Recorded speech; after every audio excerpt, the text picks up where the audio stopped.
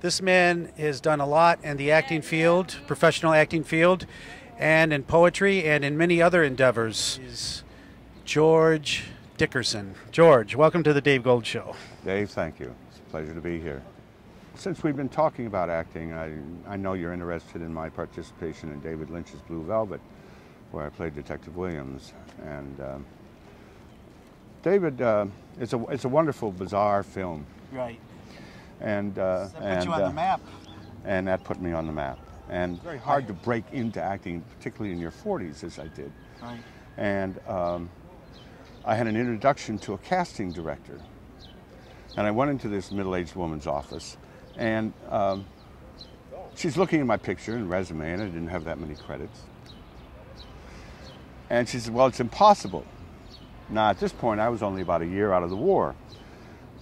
And I got up in a rage, leaned over her desk, into her face, and said, lady, when a mad air gunman sticks his AK-47 in your belly and says he's going to kill you because his brother's been killed and you survive, that's impossible. This may be difficult, but don't tell me about impossible. I broke in Hollywood, was in the first season of Hill Street Blues as Police Commander Swanson. In about half the shows that season, we won 11 Emmys, and then went on from there.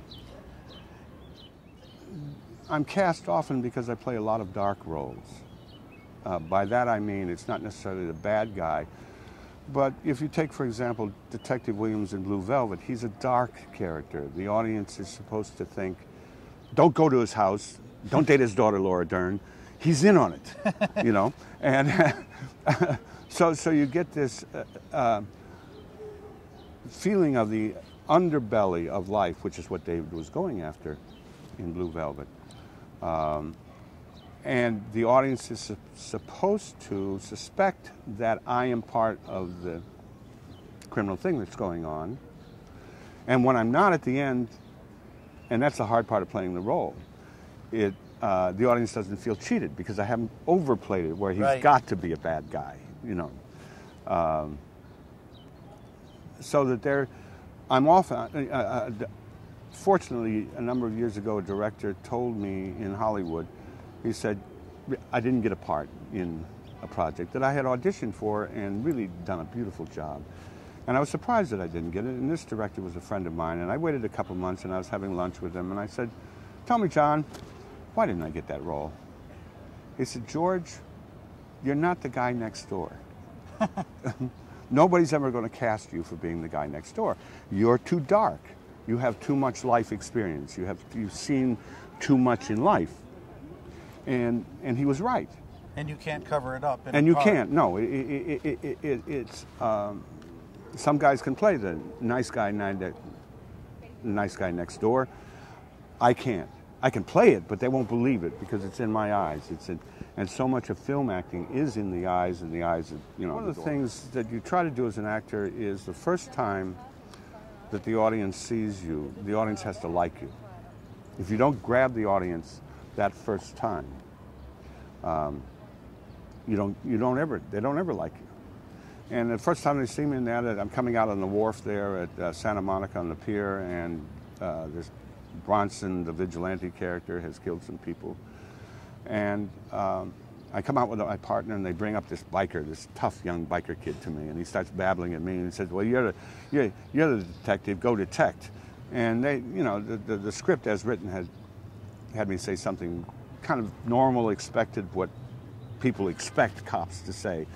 And instead, I simply turned to my partner, waved the kid away, and said, nice kid.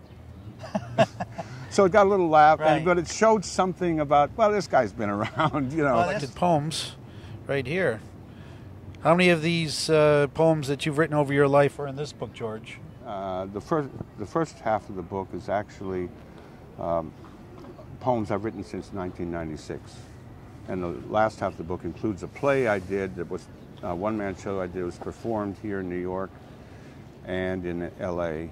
About my life with poetry and how I lost it, how I found it, how I lost it, and then pretended at the end how I'd gotten it back again. And quite remarkably, I did get it back again, fortunately. I'm going to put you on the spot. Can you recite a poem for my show right now? Sure. Ah. I'll in memoriam for Thomas M. Catterson. So you've finally gone to seek your severed leg and end your body's antic quarrel with time. Terrific. What's left behind?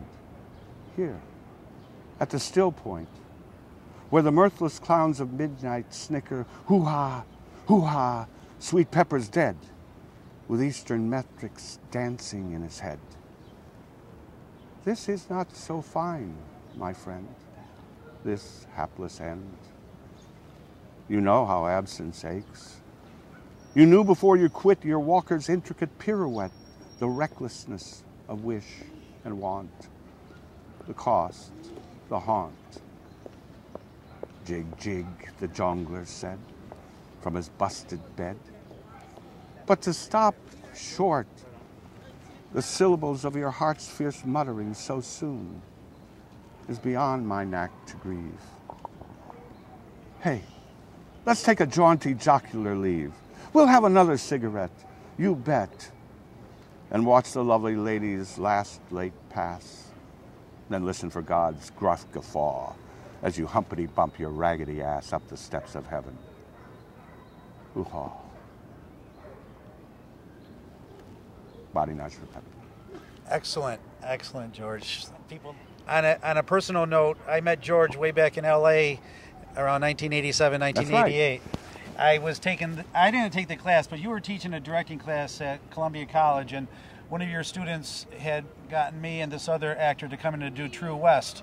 So we did it as she directed us, and then you had us do a minor adjustment, and we did 100% better. And I remember you said, see, with good actors, all you have to do is just tweak them a little bit. And I always remember that compliment you gave me, and I really appreciated it. Well, I actually remember, I was thinking back on the time, and I remember, oh yeah, I remember that True West scene. It was the only time I ever got involved in redirecting a scene study of that particular playwright.